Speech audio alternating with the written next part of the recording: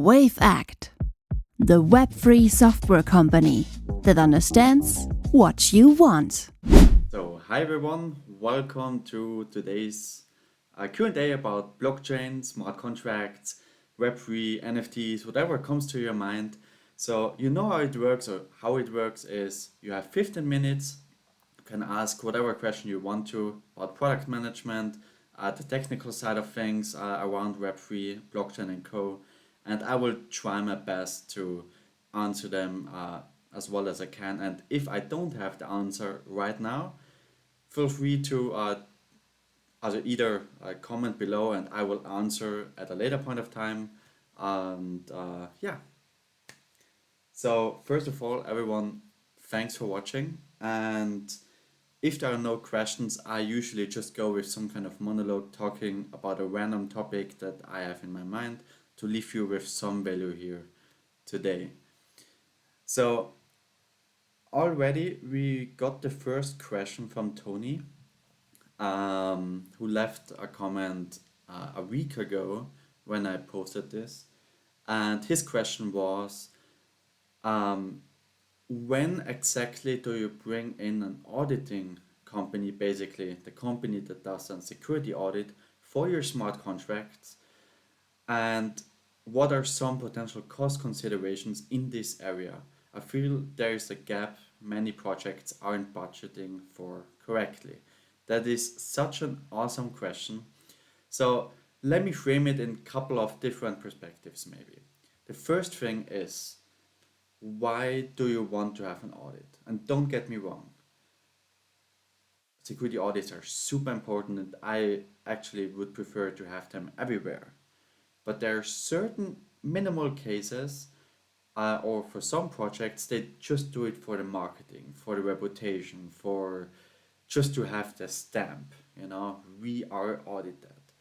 That, of course, is a different intention and also requires a different mindset when looking at the project, which means when you just want the stamp, which might be the case for meme coin projects, for example, then of course you won't go for a security auditor who charges you 20K for your smart contract.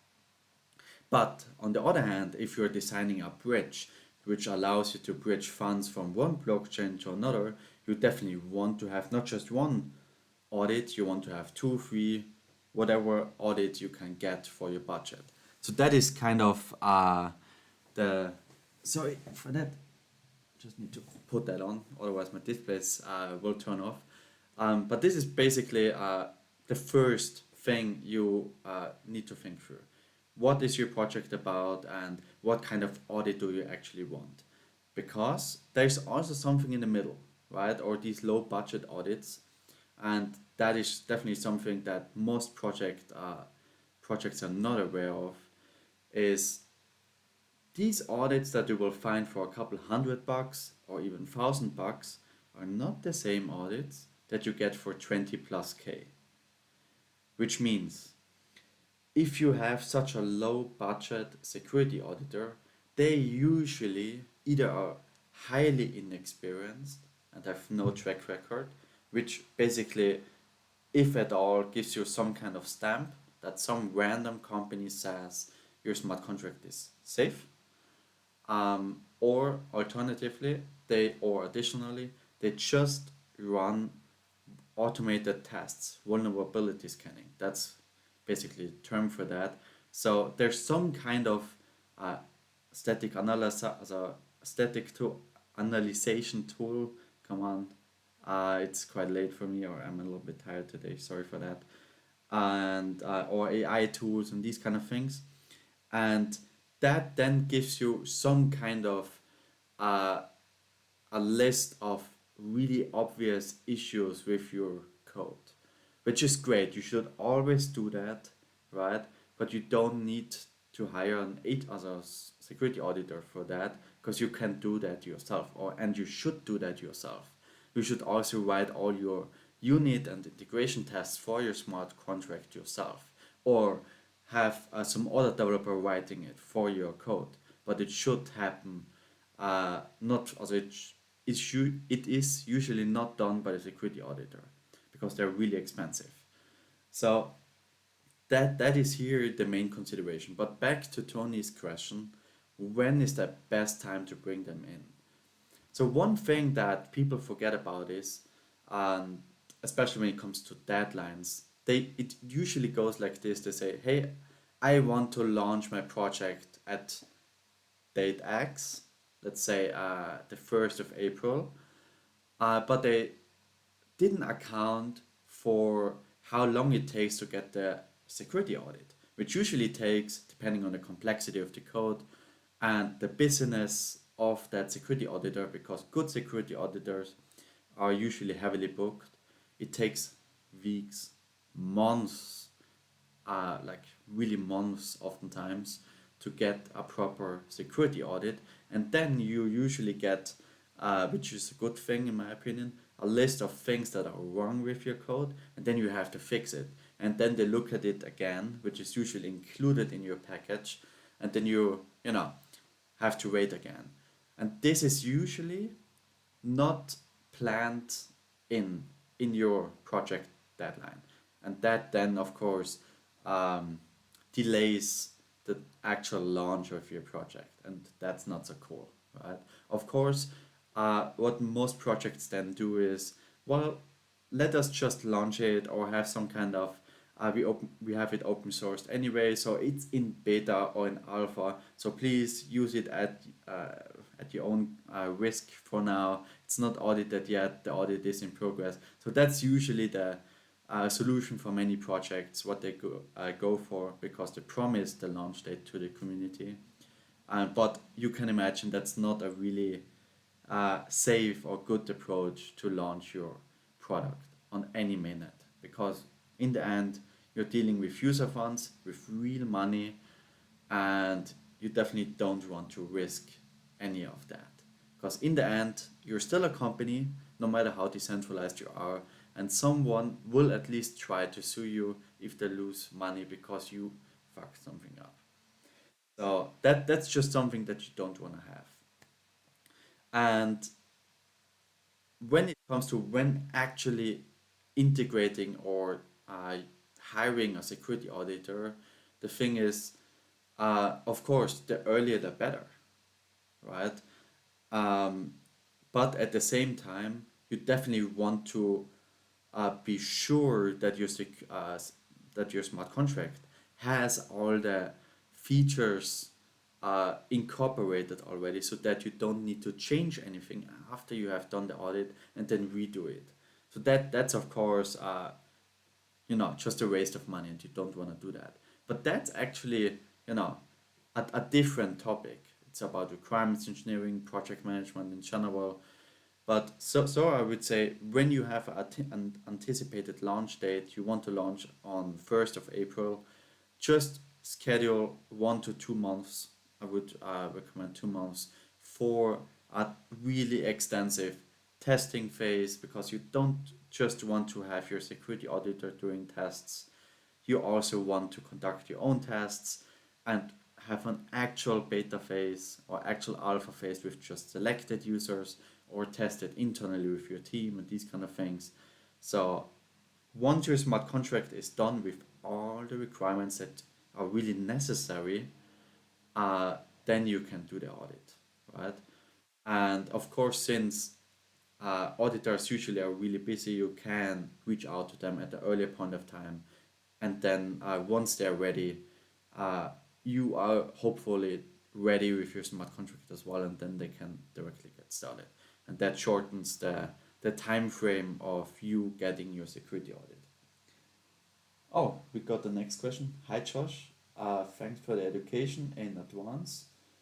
What techniques do auditors use to address the challenges in auditing smart contracts for the security and reliability? Well, great question. Of course, auditors are in general super smart people, right? They're highly specialized on security, and there are lots of things you can do here. On one hand, of course, um, they they look oftentimes at who coded the smart contract, who did that. For example, in our case, we are a software agency in some sense, so they will look at our company. Are really trustworthy, right? So that's already one part of a really professional audit that most auditors include in some sense, but also when it comes to the personal kind of things, to your project itself. They will look at your social media. Do people complain about anything? Is there some fear, uncertainty, doubt about your project? All these kind of things. So they really make a deep dive on that side as well. But also, are you KYC, like, do people know who you are and these kind of things? So everything on the soft side, which already might be some kind of a red flag, will be uh, analyzed by them, let's put it that way, or documented by them. Then, of course, they look at how many automated tests have been written by the developers, by us, for example. Are is any feature or every feature that uh, can be executed actually tested by code, which means every time you make a tiny change on the smart contract, that code, these automated tests, will run through and the whole smart contract is tested again. So you don't, or you reduce, mitigate the risk that if you change something here, that a completely different feature doesn't break, for example, or behaves in an unexpected manner. So that's something. They do check the test coverage. That's basically the technical term for that. Do people or do did the devs actually analyze or write tests for every feature, and is there sufficient code coverage? Then of course they run these automated tools as well, like is there something obvious, something wrong with that smart contract?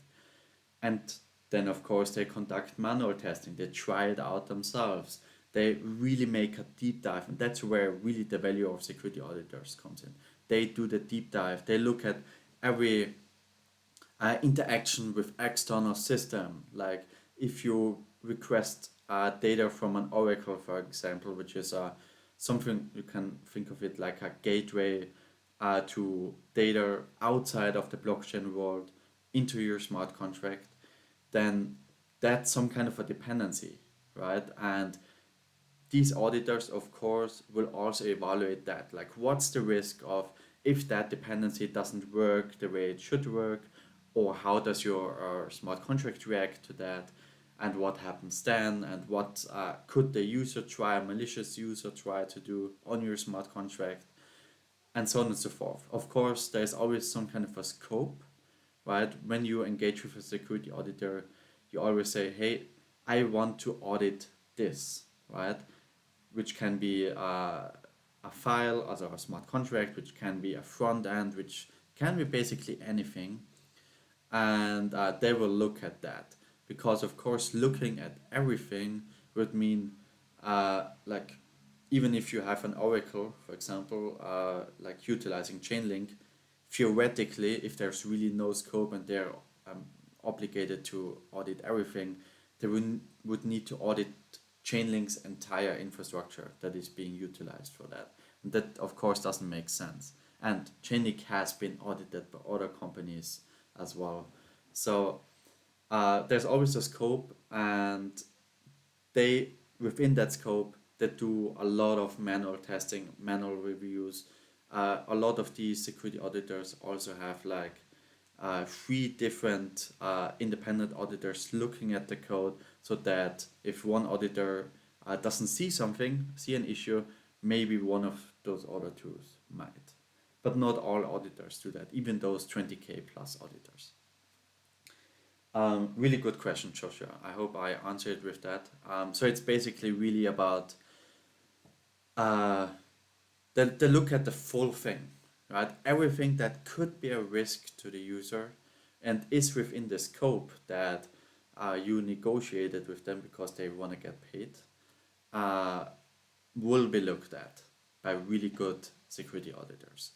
And the lower you go in terms of pricing, the less you get of that, of course, right? So that's kind of, or the less in depth their analysis is, and that's actually always the case, because really good security auditors know their worth and they charge a ton of money.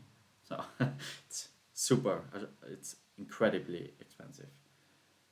But yeah. Any other question?